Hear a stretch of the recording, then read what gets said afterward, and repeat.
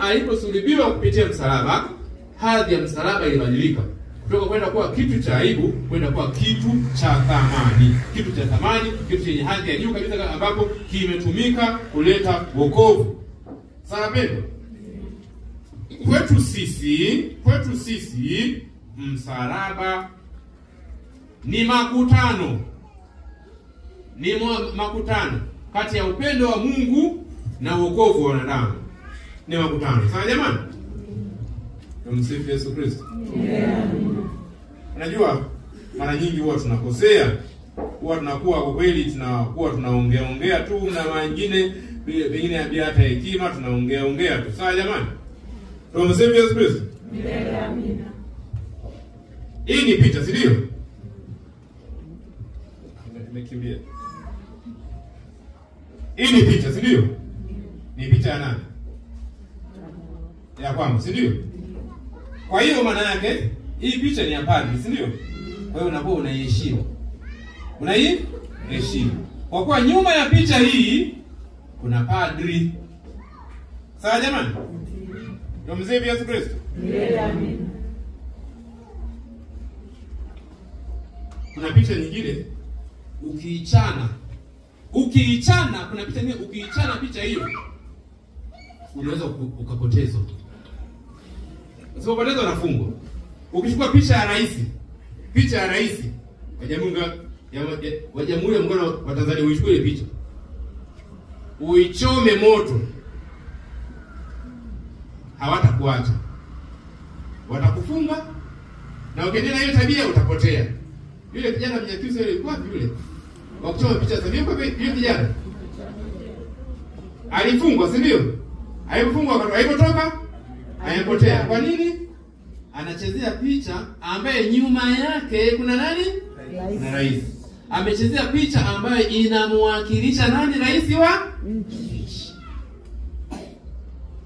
Sawa jamani? Ukienda mahakamani, nyuma ya kiti cha hakimu pana picha ya rais wa Jamhuri ya Muungano wa Tanzania, ambaye yule hakimu yule anafanya kazi kwa niaba ya rais wa Jamhuri ya Muungano. Sawa pendo? Kumbe hata msalaba pia ni picha ya wokovu wetu. Hapo nyuma ya msalaba kuna nani jamani? Kuna Yesu. Nyuma ya msalaba kuna Yesu Kristo mwenyewe. Tunapoona msalaba, tumsifu Yesu Kristo. Amina. Tumeona mtu anasinzia Ijumaa Kuu, unajua kwamba huyo, tumeona katika kitabu cha Hesabu, wale Waisraeli walitenda dhambi. Waisraeli walipotenda dhambi, walipotenda dhambi, walipata shambulizi la nyoka. Nyoka akawa wanauma, wanakufa. Waisraeli walikuwa wanakufa kwa ajili ya wameumwa na nani? Baadaye wakamlilia Mungu.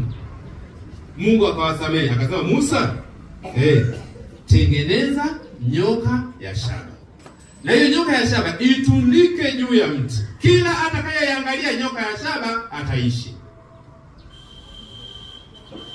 Ile nyoka ya shaba ilikuwa ni unabii juu ya ujio wa Masia, ambaye atatundikwa juu ya msalaba, na kila atakayemwangalia mwana wa mtu msalabani ataishi. Sawa pendo? Tuko pamoja? Ndio. Kwa pendo katika Kristo. Najua watu wanasema kwamba Wakatoliki wanaabudu msalaba, dhambi kuabudu msalaba, dhambi kuabudu nini? Msalaba. Mimi naomba tunauze kitu kimoja. Ukifika pale Dar es Salaam, kuna sehemu fulani hivi pana sanamu ya mlinzi ameshika bunduki hivi. Ni wapi paito pale? Wapi? Posta, si ndio? Posta ya zamani mpya. Ya zamani. Pana sanamu ya nini? Ya askari, si ndio jamani? Ile askari, ile sanamu uende kuichola pale, uandike wakumbukeni wa Kristo wa Iela. Watakuachilia? Au kaandike mkumbuke mzee Mwakalindile aka Mwaka. Watakuacha wewe? Kwa kuwa ile ni historia yetu. ni historia ya maaskari wetu waliokufa katika vita ya kwanza, ya pili, ya dunia. Sawa jamani? Tanzania tunaabudu sanamu. Tanzania tunaabudu sanamu sisi. Ile sanamu iko pale inafanya nini? Ni ukumbusho. Ni nini? Ni ukumbusho. Hivi ukienda Dodoma, nani mfika Dodoma? Ukifika pale Dodoma, pana sanamu ya Nyerere wameweka. Sanamu ya Nyerere kubwa kabisa na Nyerere. Ile sanamu ya Nyerere ile, mimi nifike pale, uchukue tu sanamu ya Nyerere, uichukue, uibe, umwagie maji machafu, atakuacha? Wanataka uheshimu sanamu ile, ni sanamu ya baba wa taifa. Si ndio jamani? Ndio. Kwa hiyo Tanzania tunaabudu sanamu sisi? Hapana. Tunaabudu sanamu? Hapana. Ile sanamu ni nini? Ni ukumbusho wa baba wa taifa letu. Sawa jamani? Ndio. Kwenye picha, kwenye album zetu, hata yeye kwenye simu zenu hapo, ukifungua simu zenu utaona kuna picha za wapendwa wenu. Kuna picha za wapendwa wetu. Kuna picha za wapendwa wenu. Sawa jamani? Ndio. Kuna picha za wapendwa wenu. Hiyo picha za wapendwa wenu maana yake ni kwamba unaruhusiwa kuichukua picha ya mpendwa wako, jina la mama yako, jina ni wako, juu ukaimwagia maji machafu. Itakuwa ni sahihi kweli? Hapana. Tumsifu Yesu Kristo. Kumbukumbu za wapendwa wetu katika nini? Picha. Katika nini? Picha. Mmenipata jamani? Ndio. Kwa hiyo kimsingi kuwa na sanamu haina maana kwamba tunaabudu sanamu wakati. Sanamu inatusaidia kuvuta picha. Tumsifu Yesu Kristo. Amina. Kwa zamani wa Mwanjiro alifariki. Mwaka nani? Mwaka 6. Lakini mimi simkumbuki pale maskasi. Hivi alikuwa mweupe mweusi? Mrefu mfupi? Sasa mimi sielewi alikuwaje. Ili nimkumbuke vizuri mwaka 6 inabidi unionyeshe picha yake. Alikuwa hivi, si ndio jamani? Ndio. Kwa hiyo kumbe sanamu ni kama picha. Sanamu ni kama nini? Picha. Ila ni njia bora zaidi ya kutunza kumbukumbu. Mmenipata pendo? Ndio. Katoliki wanaabudu sanamu, hatuabudu. Hatuabudu. Sawa jamani? Ila zinatukumbusha. Sawa jamani? Pana hapo kuna picha hizi hapa, kituo cha 14. Naona Yesu anazikwa. Kumbe Yesu hakuwa Mnyakyusa. Yesu hakuwa Mmiao. Yesu hakuwa nini Msafwa. Alikuwa mzungu hivi. Unaona? Inatukumbusha. Sababu ya nini? Inatukumbusha. Sawa pendo? Kwa hiyo kumbe sanamu ni namna nzuri ya kuweza kutunza historia yetu, ya kuweza kutunza kumbukumbu letu. Sawa pendo? Ndugu yangu katika Kristo, tutaabudu msalaba.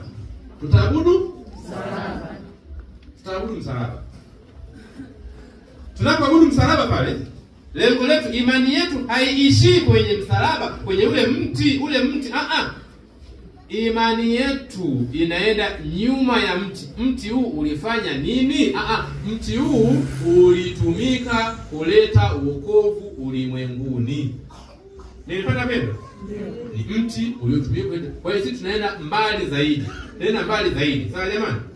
Tumsifu Yesu Kristo. Amina. Kwa hiyo sisi tunaenda mbali zaidi. Ndugu yangu katika Kristo, tumeona katika somo ya leo tumeona Yesu Kristo amehukumiwa. Yesu Kristo amehukumiwa. Tena amehukumiwa kifo. Injili ya leo imetoka Yohane sura ya 18 aya ya kwanza hadi ya 19 na aya ya 42. Yesu Kristo amehukumiwa kifo. Hukumu ya Yesu haikuwa hukumu halali. Wamemshtaki kwa makosa matatu. Kosa la kwanza la Yesu ni nini? Walisema anajifanya kwamba yeye ni nini? Ni mwana wa Mungu. Ni kufuru. Sawa jamani? Kosa la pili walisema kwamba Yesu Kristo alisema atabomoa hekalu na kulijenga ndani ya siku ngapi? 3. Wakati wenzake wamejenga ile hekalu kwa miaka 40. Kosa la tatu ya Yesu walisema kwamba Yesu huyu shida yake ni moja, amezuia watu kulipa nini? Kodi. Hiyo ni hukumu ya Yesu hiyo. kwa kweli ilikuwa amehukumiwa kisiasa zaidi. Tumsifu Yesu Kristo. Hukumu ya Yesu ilikuwa ni kisiasa zaidi. Tena ni hukumu ya kifo, ni hukumu ya kifo. Fikiria mwenyewe huyo Yesu amekaa, walimkamata siku hiyo, hukumu na kifo siku hiyo. Tuanze ya kwanza, tunasema kwamba alisema yeye ni mwana wa Mungu. Sasa hapo kuna kesi hapo. Yesu ni mwana wa Mungu. Sasa Yesu ni mwana wa uoga kwani? Au ni mwana wa nini? Wa makalindile? Yesu ni mwana wa Mungu. Sasa shida gani? Waliokuwa wanamhukumu hawakujua kwamba Yesu ni nani. Ya pili, Yesu Kristo amesema kwamba atabomoa hekalu na kujenga ndani ya siku 3, si ndio? Hekalu aliyokuwa anamaanisha yeye sio kule kunyumba, ni mwili wake yeye. Atauinua ndani ya siku 3, akifa atafufuka ndani ya siku 3. Sasa akufufuka? Alifufuka. Kesi ya 3. Amesema amezuia watu wasilipe kodi. Hapana. Yesu anasema kwamba wewe eti mwalimu ni halali kulipa kodi? Akasema leteni hiyo hela tuone. Wakamletea hela. Hiyo hela hiyo hela ina picha ya nani? Yes, ya Kaisari. Sasa mpeni Kaisari yaliyo ya Kaisari. Ya Yesu ya Mungu yaliyo ya Mungu. Hata sisi leo pia ukichukua noti ile, noti ina picha ya Rais wa Jamhuri ya Muungano wa Tanzania. Sio jamani? Maana yake hiyo maana una Mkristo unapaswa kulipa kodi, lakini pia unapaswa kufuata taratibu za kanisa. Tumsifu Yesu Kristo. Kwa hiyo Yesu alimsingizia. Walimsingizia. Wakamuua. Baada ya kuwa amekwisha kufa, akida mmoja hapa akasema huyu kweli alikuwa ni mwana wa Mungu. Huyu kweli alikuwa ni mwana wa Mungu. Sasa ndugu yangu, wameshamuua, anasema huyu kweli alikuwa ni mwana wa Mungu. Unaweza kumfufua? Unaweza kumfufua? Kumbe ni kwamba hukumu ya kifo sio halali. Hukumu ya kifo sio halali kwa kuwa sisi wanadamu uwezo wetu wa kufikiria haujafikia utimilifu. Ndio unaona tunazidi kupata mafanikio siku baada ya siku. Kama uamini na mnaenda pia kufikiria sio sahihi sana. Kwa mfano tu hapa tulio wengi hapa tulisha darasa 7, si ndio jamani?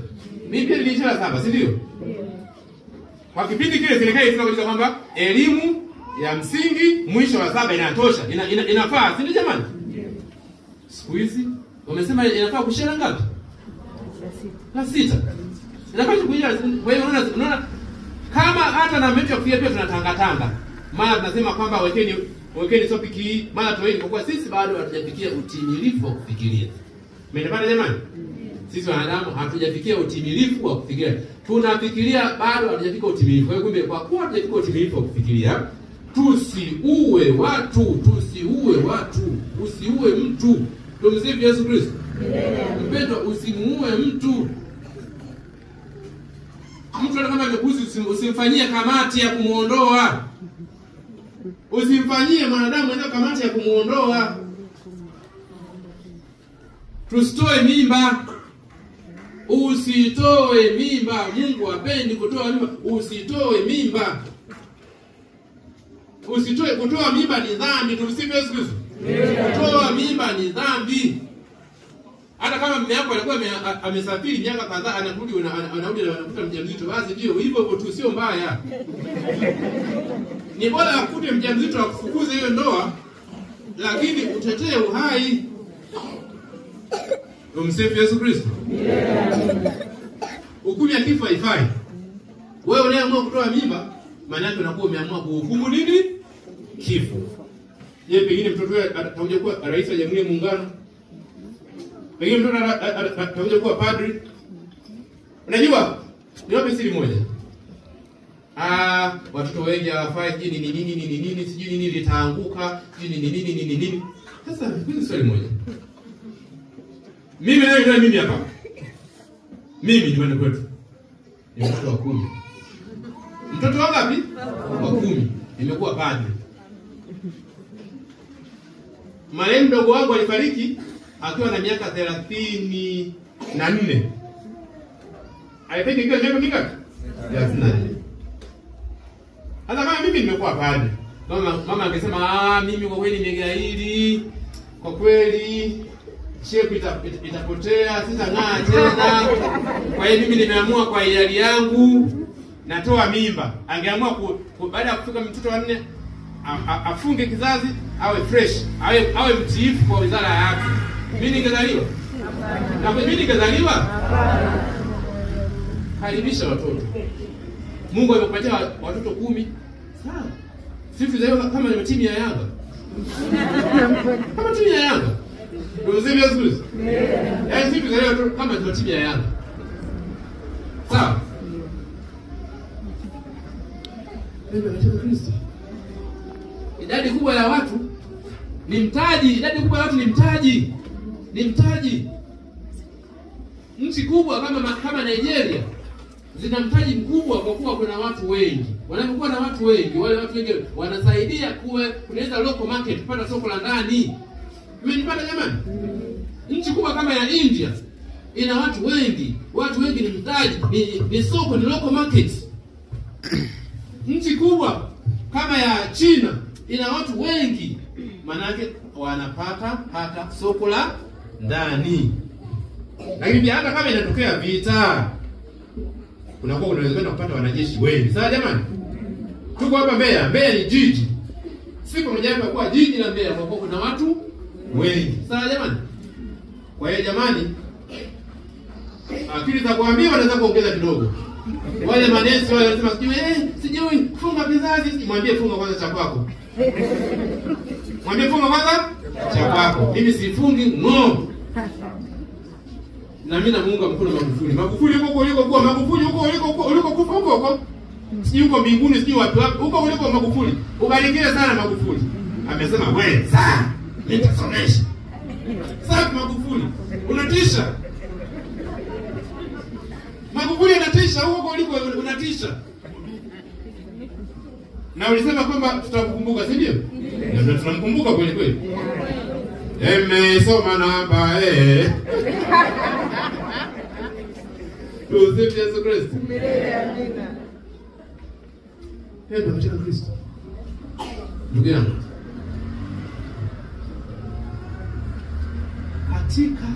hata ukimkuta mwizi, usimuue. Pengine amesingiziwa. Pengine sio yeye. Siku hizo bibi wazee akiwa na mvi na macho mekundu, watu wanampiga. Sawa jamani? Tumsifu Yesu Kristo. Eti wewe mzee unaojisirisha hapo. Hapo na macho mekundu pia. Je, wakupige? Kwa hiyo siku hizi imegeuka kwamba eti uzee na yake ni uchawi. Hapana, sio kweli. Kama mchawi alikuwa babu yako, sio wote. Kama mchawi babu yako. Tumsifu Yesu Kristo. Walimtengenezea kesi ya uhaini. Walimtengenezea tu. Samahani, sikusudi kuongea siasa za Tanzania. Lakini somo la leo linaendana na siasa ya Tanzania. Mfano Yesu eti wamesema kwamba amekataa kulipa, anawakataza watu wasitoe kodi. Huo si uhaini huo? Yesu eti atabomoa hekalu. Yesu walimsingizia kesi. Walimhukumu kisiasa. Fundisho pia, hata sisi pia viongozi wa leo, usihukumu watu kisiasa. Inawezekana wewe sawa ni polisi. Umeambia wewe polisi kwamba kamate fulani. Polisi hata kama unafanya utii kwa viapo vyako, lakini unajua kabisa unapoenda kupiga watu mnakuwa kikundi, mmeshika virungu, si ndio? Unapolala na mke wako unakuwa na wenzio pale. Mtoto anaenda shule anakuwa na kundi cha mapolisi. Polisi. Nyinyi mapolisi pia nyinyi kama mpo hapo. Polisi kama mpo hapo.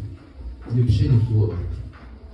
Askari yoyote wa polisi jiepushe kuua watu, hasa raia. Usiue. Kuna watu wengi wametekwa, wamekufa mikononi mwa polisi. Kitu sio sahihi. Kama ni watu wa usalama, kwa nini wanaua? Hata mimi mdogo wangu pia, mdogo wangu, mtoto wa mdogo aliuawa mikononi mwa polisi. Polisi alitoroka Lindo akaenda kumshuti mdogo wangu kule. Uliza usalama wa raia. Usalama wa raia. Kwa hiyo unaona kama wewe ni polisi, simamia taratibu zako. Simamia taratibu zako. Muda mwingine ukiona kama umepewa amri ambayo sio sahihi, kwamba kamkamate fulani, unaona wewe akili yako inakwambia kwamba kitu si sahihi, na kushauri mpendwa katika Kristo, usiwe wepesi kwa kutekeleza. Usiwe wepesi. Hasa kama kitu kinahusiana na nini? Na kuua. Hapana. Hivi fikiria kweli mwenzako amezaa mtoto, amecheza mimba miezi 9. Amelea. Wewe unakuja tu na kabasio tena ya serikali unaamua kuua mtu. Kweli jamani. Kweli. Askari walimuua Yesu. Makosa kubwa sana. Hukumu ya Yesu imeenda fast. Tunamwona Pilato alibaini kwamba Yesu Kristo hana hatia. Hana nini? Hatia. Akasema mimi naona huyu mtu hana hatia, nataka nimwachie. Akawa anatafuta namna ya kumwachilia Yesu. Si ndio jamani? Ndio.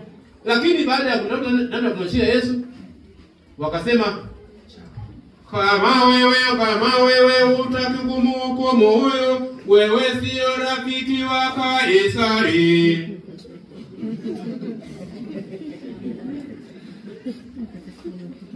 Akaamua kwamba amwachilie jambazi Baraba, amtoe Yesu Kristo, mfalme wa uzima, mwokozi wa watu, mtetezi wa watu, afe, Baraba aishi.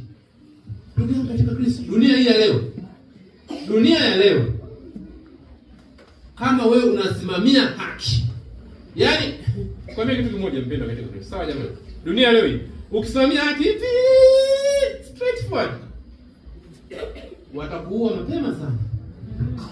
mapema sana. Dunia leo kama unaongea ukweli, watakukamata mapema, watakuzushia na kesi ya uhaini. Kama hivyo sio Yesu. Mimi naongea habari za Yesu hapa. Mimi sio kama mbele ya kijinga, naongea habari za Yesu. Watakuzushia na kesi ya uhaini, utakaa huko. Yesu amemzushia uhaini. Kwa Mungu. Dunia leo kama unasimamia haki, unanyosha watu watakupenda. Kama unakuwa ni mtu wa kuongea ukweli hivi, hawatakupenda. Dunia leo wanataka uchawa. Wanataka nini? Uchawa. Jamani kama wewe unamtetea Yesu, basi wewe sio rafiki wa Kaisari. Na ndio watu wengi hata katika serikali zetu ukweli wanauona na wanafahamu. Lakini anasema kama wewe unasemea ukweli, basi wewe sio rafiki wa bosi. Kama wewe unasimamia ukweli, basi wewe bosi hatakupatia posho.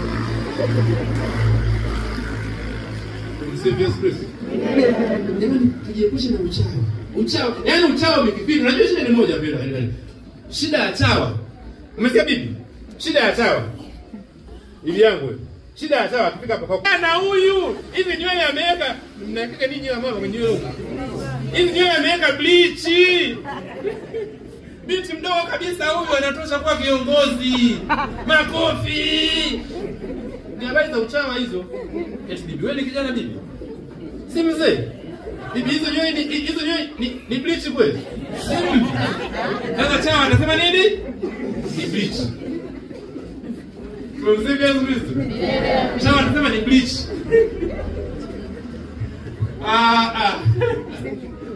Kristo jana. Mpendo katika Kristo. Kama humu kanisani, kama kuna mtu anayejua kama anajua kama yeye ni chawa, kama anajua kama yeye ni chawa, namuonya katika jina la Bwana aache mara moja tabia ya uchawa. Maana machawa ni waongo, ni wachonganishi, ni wagombanishi, na hawa machawa ndio wanadanganya viongozi wetu. Wanadanganya viongozi wetu. Wanadanganya viongozi wetu machawa jamani. Wanadanganya viongozi wetu. Njoo mama njoo. Pointi kubwa ni kwamba tusiwe wapambe. Tusiwe yani wale sorebeshe ndio machawa yenyewe. Ndio machawa yenyewe. Muda mwingine hata kama upo sehemu mfumo wako wa ajira yako unatetea uongo. Uongo, kataa uongo. au bora tukae kimya tu, bora tukae kimya. Kama mfumo unatetea nini? Uongo. Usifanye uongo. Uongo kweli, uchawa sio sahihi. Uchawa kweli unasababisha matatizo mengi sana. Na ndio machawa haya pia machawa pia yanadanganya hata viongozi wetu. Na vile kiongozi yuko tayari kujiuzuru. Ni chawa linasema kwamba endelea. Mbona wewe Mugabe bado kijana kabisa, Mugabe wewe Mugabe endelea. Mwisho siku anakuja kupata aibu milele. Machawa asingemdanganya Mugabe, asingepinduliwa. Asingepinduliwa. Lakini unakutana na machawa. Kwa wengine unaweza kuna mtu umeenda tu baa pale kunywa, umeenda baa kunywa. Hata baa pia machawa wako. Fika kiongozi. We mhudumu. Hebu amefika mtu mkubwa. Hebu saidie kwanza. Weka meza pale. Weka na viti. Weka viti sita. Nafika pale kwanza kumshabikia mtu wako. Wewe unatisha. Tulete ngapi? Kama tulivu. Sasa huyo chawa anasalisha mwanaume wa watu amalize hela zote kwenye pombe, aache kuhudumia familia yake, aache kuhudumia mke wake. Machawa hamfai. Mungu hapendi uchawa. Mungu hapendi. Kuwasamehe wanaotukosea. Luka 23:34. Baba, wasamehe kwa maana hawajui watendalo.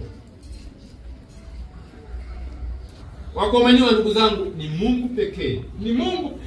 Unapaswa kumwamini Mungu pekee. Muamini Mungu pekee. Amen. Pia watu kusamehe. Ndugu yangu katika Kristo, Yesu Kristo amekufa msalabani. Amekufa ili wewe na mimi tupate kuishi. Kwa kupigwa kwake sisi tumepona. Kwa kupigwa kwake sisi tumepona. Yesu ni mfalme pekee kabisa. Ni mfalme ambaye yeye anatoa kodi ili sisi tuishi. Kumbe wafalme wengine sisi tunatoa kodi ili wao waishi. Yesu ametoa kodi ya uhai wake mwenyewe. Amepigwa ili mimi na wewe tupate kuweza kupona. Wewe ndio. Sasa kuna chawa pita. Kuna chawa chale pengine. Kuna chawa Christopher. Pengine kuna chawa Neema. Kwa hiyo tuje mambo hayo. Watu wa kanisa tuwe mstari wa mbele kutetea haki ya wanyonge. Tusiwe kama makuhani na wakuu wa mahekalu. Hapana. Tusimamie, tuwatetee wanyonge. Tuwatetee nani? Tuwatetee wanyonge. Hata kama mfumo mzima uliopo umeoza. Unajua mimi naomba niulize swali moja. Tumsivyo Yesu Kristo. Samahani, mimi na swali moja. Kuna shule moja ilikuwa ni shule ya ukoo fulani. Walikuwa wanasoma tu kwa ukoo ule. Basi. Sawa. Baada ya wale watoto wa ukoo kusoma ile shule ile, watu wakaisha. Akabakia mtoto wa ukoo akabakia mmoja tu. Wakaanza kusoma majirani. Shule ile, mfumo wa shule ukawa unamtetea mtoto wa bosi. Mtoto wa bosi mtana anafanya mdanganyifu. Mwalimu akimkamata mtoto wa bosi anapiga chabo, wanaambia hapana. Sipige kelele. Mimi ndio nimekuajiri hapa. Kwa hiyo chabo uwatetee watoto wao wa maskini ambao hawakulipi au mtetee mtoto wangu. Stafu nzima ikawa inamtetea mtoto wa bosi. Ile ndio kupiga nini? Chabo kwenye mtihani. Stafu nzima inamtetea mtoto wa bosi. Na walimu wanamtetea mtoto wa bosi. Ile ndio kufanya udanganyifu kwenye nini? Wale wengine wale ambao sio watoto wa bosi na sasa jamani tufanye nini sasa? Wakati mtihani wa safari hii hatukubali. Zitungo taratibu nzuri za mitihani ili udanganyifu usiwepo. Bosi na staff na walimu wakasema hapana, muda hautoshi kutunga taratibu. Mumruhusu mtoto wetu apige chago na mwaka huu. Ndio msifu Yesu Kristo. Jamani, tupige chago kwenye mtihani ni sahihi? Huyo bosi na walimu wao wanaomtetea mtoto wao eti apigege chago tu. Alafu watoto wengine wapende taratibu. Mtoto bosi ni sahihi kweli jamani? Hii inahusu Tanzania. Kwa bosi, hata kama shule nzima na utawala umeamua kumtetea mtoto wa bosi, wewe kama mwalimu simamia haki. Sema taratibu za elimu zinasema kwamba wanafunzi wote waingie kwenye mtihani wakaguliwe. Wanafunzi wote wasipige nini? Chago. Wasifanye udanganyifu, wanafunzi wote tufanye haki. Mwalimu, kubali kufukuzwa kazi, lakini utetee haki, watetee wanyonge. Sawa jamani? Ndio hivyo. Mwenye akili amenielewa. Ambaye basi shida kama una D2 ngumu zile.